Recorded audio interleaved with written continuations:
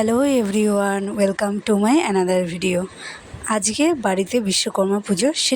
সকালে উঠেই সবাই ফ্রেশ হয়ে আমরা পূজার জোগাড় যন্ত্র করার জন্য লেগে পড়েছিলাম।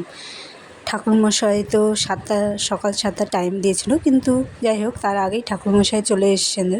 তখন আমরা সবাই মিলে তাড়াহুড়ো করে জোগাড়টা শেষ করলাম।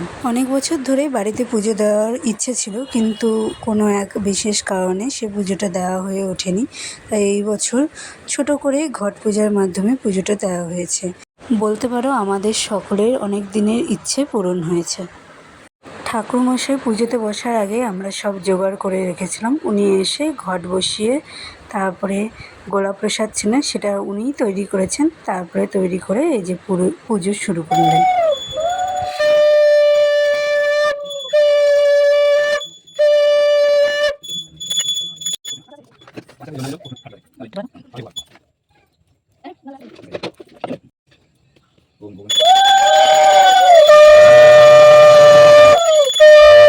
পুজো শেষ করে তারপরে ঠাকুরমশাই ধীরে ধীরে কম্পিউটার, গাড়ি, বাইক, সাইকেল এগুলো সব, তারপরে দোকান ঘর, এগুলো সব জায়গায় পুজো দেখিয়ে ধূপদানি দেখিয়ে দিল।